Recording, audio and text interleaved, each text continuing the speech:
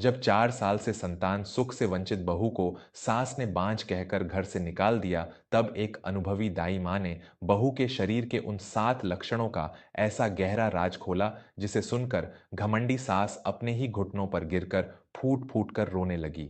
विंध्याचल के करीब बसे एक बहुत ही संपन्न और पुराने गांव धर्मपुर में ठाकुर भवानी सिंह का परिवार रहता था।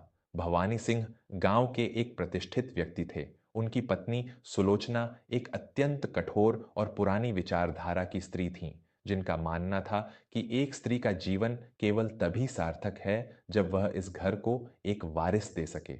उनके इकलौते पुत्र शशांक का विवाह एक अत्यंत सुशील, संस्कारी और सादगी से भरी कन्या देवयानी से हुआ था। देवयानी के माता पिता नहीं थे, उसे उसके चाचा चाची ने पाला था। जब देवयानी इस विशाल हवेली में बहू बनकर आई तो उसने अपनी सेवा और प्रेम से सबका मन मोह लिया था। लेकिन समय का चक्र ऐसा घूमा कि विवाह के 4 वर्ष बीत जाने के बाद भी देवयानी की गोद सूनी थी।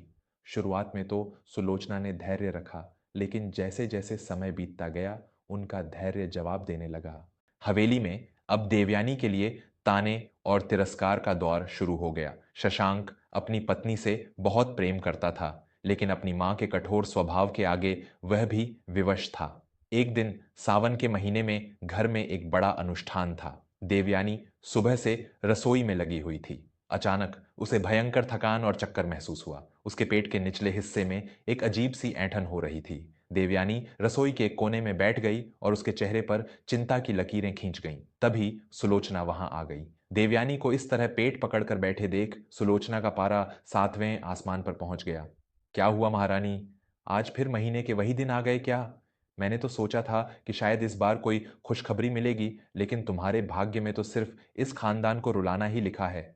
हर महीने यही नाटक और यही मनहूसियत। कब तक मैं इस सूने आंगन को देखूंगी? तुम जैसी बांझ औरत का तो इस घर में कोई काम ही नहीं है। देवयानी की आंखों से आंसुओं की अविरल धारा बह निकली। वह रुंधे हुए गले से बोली, माँ जी, मुझे क्षमा कर दीजिए। मुझे स्वयं समझ नहीं आ रहा है कि मेरे शरीर को क्या हो गया है। मुझे बहुत तेज थकान हो रही है और पेट में मीठा मीठा दर्द है। मैं जानबूझकर तो ऐसा नहीं करती माँ जी। सुलोचना ने अत्यंत घृणा से कहा, चुप कर कुलक्षणी। मुझे मत सिखा कि शरीर में क्या होता है। यह सब महीने के आने से पहले के लक्षण हैं। 4 साल से यही देख रही हूं।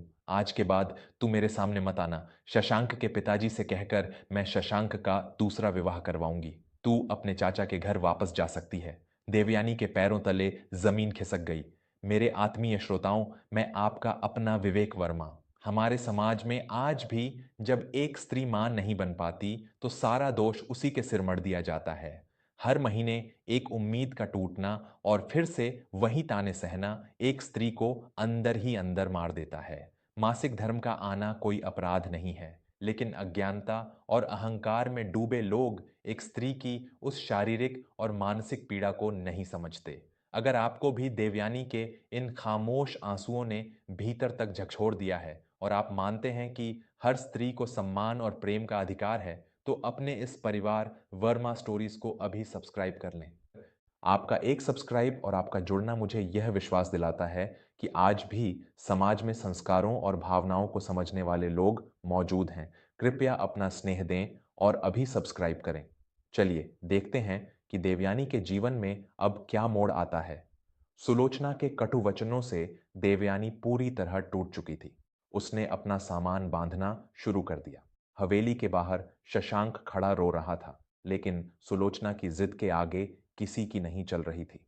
तभी हवेली के मुख्य द्वार से गांव की सबसे पुरानी और अत्यंत अनुभवी दाई मां रेवती काकी का प्रवेश हुआ। रेवती काकी ने इस गांव में हजारों बच्चों को जन्म दिलाया था। उनकी पारखी नजरें और आयुर्वेद का ज्ञान किसी बड़े चिकित्सक से कम नहीं था। रेवती काकी ने रोती हुई देवयानी और सामान बंधा हुआ देखा तो वह सब समझ गईं। उन्होंने सुलोचना को टोकते हुए कड़क आवाज में कहा, यह क्या अनर्थ कर रही हो सुलोचना? अपनी ही घर की लक्ष्मी को इस तरह अपमानित करके निकाल रही हो। क्या हुआ है इसे?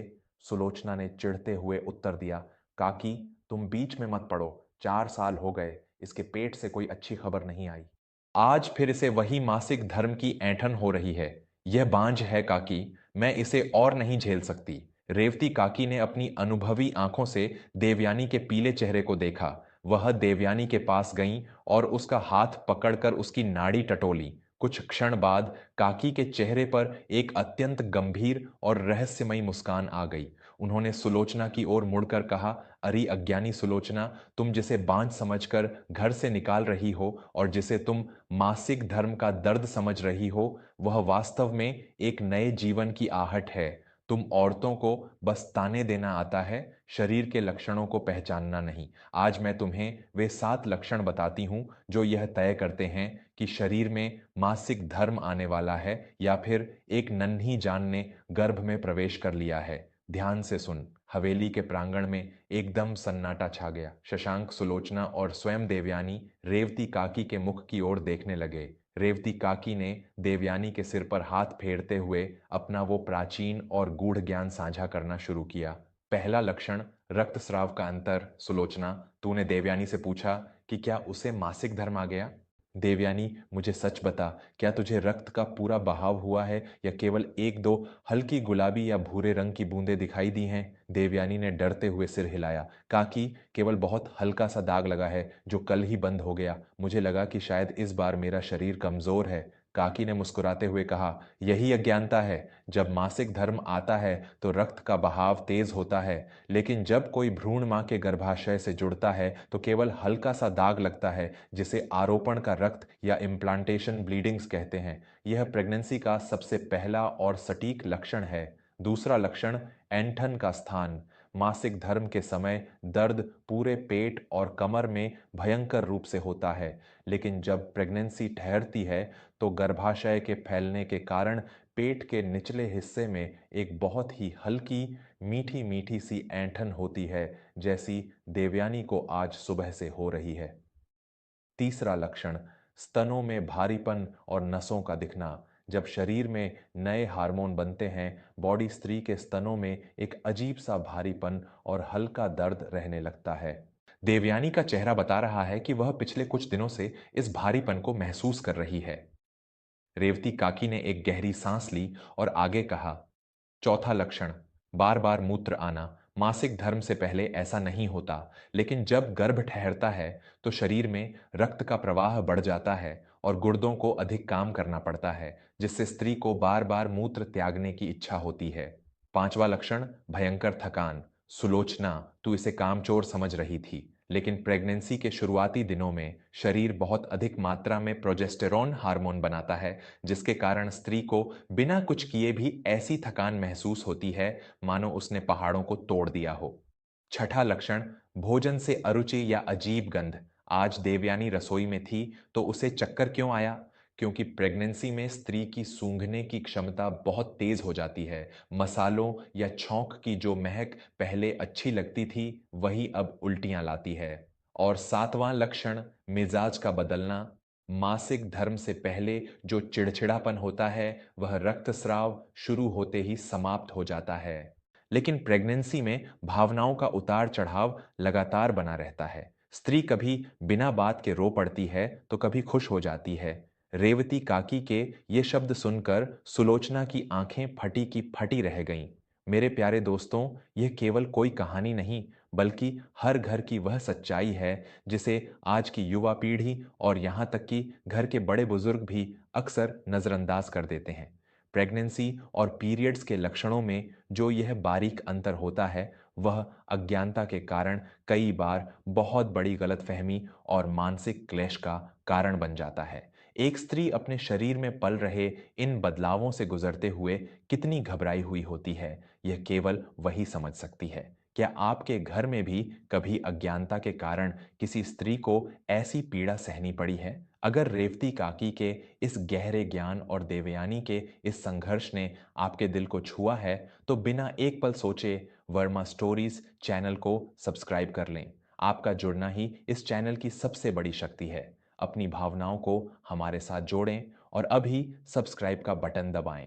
आइए कहानी के उस अत्यंत भावुक मोड़ पर चलते हैं जहां सुलोचना का सारा अहंकार आंसुओं में बह जाता है। रेवती काकी ने सुलोचना की ओर एक कठोर दृष्टि डाली और कहा, सुलोचना, देवयानी के शरीर में ये सातों लक्षण एक ही बात का संकेत दे रहे हैं कि तुम्हारे घर का आंगन जल्द ही एक नन्ही किलकारी से गूंजने वाला है और तू एक सास और एक औरत होकर भी अपनी बहू के इस ईश्वरीय वरदान को पहचान नहीं पाई। तूने उसे बांझ कहकर अपने ही अंश को घर से बाहर निकालने का जो भयंकर पाप किया है, उसका प्रायश्चित तू जीवन भर नहीं कर पाएगी। यह सुनते ही सुलोचना का वह विशाल अहंकार, जो पुरानी रूढ़ियों और क्रोध की ईंटों से बना था, ताश के पत्तों की तरह ढह गया। उसे एहसास हुआ कि उसने अपने अंधेपन में अपनी ही उस बहू का कितना घोर अपमान किया है, जो उसके कुल का दीपक अपनी कोख में पाल रही थी। सुलोचना की आंखों से पश्चाताप के आंसुओं का बांध टूट पड़ा। वह कांपते कदमों से देवयानी के पास गई और सबके सामने अपनी झूठी शान को भूलकर अपनी बहू के पैरों में गिर पड़ी। मुझे क्षमा कर दे मेरी बच्ची, मैं सच में एक अंधी और घमंडी औरत हूं। मैंने एक स्त्री होकर भी तेरी इस कोमल अवस्था और तेरी पीड़ा को नहीं समझा। मैंने तुझे बांझ कहकर जो घाव दिए हैं, मैं उनकी माफी मांगने के भी लायक नहीं हूं। रेवती काकी ने आज मेरी आंखें खोल दी हैं। मुझे छोड़कर मत जा देवयानी, मैं तेरे बिना इस घर में एक पल भी जीवित नहीं रह पाऊंगी। सुलोचना फूट फूट कर रो रही थी। देवयानी का हृदय अत्यंत विशाल था। उसने तुरंत अपनी सांस को उठाया और अपने सीने से लगा लिया। आप ऐसा मत कहिए माँ जी, आप मेरी माँ के समान हैं, मैं आपसे रुष्ट नहीं हूं। शशांक भी यह नजारा देखकर अपने आंसू नहीं रोक पाया। उसने आगे बढ़कर अपनी पत्नी का हाथ थाम लिया। रेवती काकी ने मुस्कुराते हुए उन सबको अपना आशीर्वाद दिया और अपने घर लौट गईं। उस दिन के बाद हवेली का पूरा माहौल ही बदल गया। सुलोचना ने देवयानी को कोई भी भारी काम करने से मना कर दिया। वह स्वयं देवयानी के लिए पौष्टिक भोजन बनाती और उसकी हर छोटी बड़ी जरूरत का ध्यान रखती। अब उस हवेली में किसी के रोने की नहीं, बल्कि आने वाले उस नए जीवन की खुशियों की आहट गूंजने लगी थी। कुछ महीनों के पश्चात देवयानी ने एक अत्यंत सुंदर और स्वस्थ पुत्र को जन्म दिया। सुलोचना ने उस बच्चे को अपनी गोद में लिया और उसके माथे को चूमते हुए भगवान का लाख लाख धन्यवाद किया। दोस्तों, देवयानी की यह कहानी हमें जीवन का एक बहुत बड़ा और शाश्वत सत्य सिखाती है। एक स्त्री का शरीर प्रकृति का सबसे रहस्यमयी और पवित्र सृजन है। जब वह मां बनने की प्रक्रिया से गुजरती है तो उसे तानों की नहीं, बल्कि असीम प्रेम, समझ और धैर्य की आवश्यकता होती है। पीरियड्स और प्रेगनेंसी के बीच का यह असमंजस हर उस जोड़े के जीवन में आता है जो संतान की प्रतीक्षा कर रहे होते हैं। ऐसे समय में विज्ञान और आयुर्वेद के इन छोटे छोटे लेकिन सटीक लक्षणों का ज्ञान होना अत्यंत आवश्यक है, ताकि अज्ञानता में किसी का घर न उजड़े। अगर देवयानी के इस दर्द, रेवती काकी के इस ज्ञान और सुलोचना के इस सच्चे पश्चाताप ने आपके हृदय को छुआ है और आप चाहते हैं कि हमारे समाज के हर घर में औरतों की इस पीड़ा को समझा जाए और उनका सम्मान किया जाए, तो बिना कोई झिझक के अभी वर्मा स्टोरीज चैनल को सब्सक्राइब कर लें। आपका एक सब्सक्राइब और आपका साथ ही मेरी सबसे बड़ी ताकत है, जो मुझे ऐसी ही अनमोल, सत्य से जुड़ी और जीवन बदलने वाली पारिवारिक कहानियां आप तक पहुंचाने का माध्यम बनता है।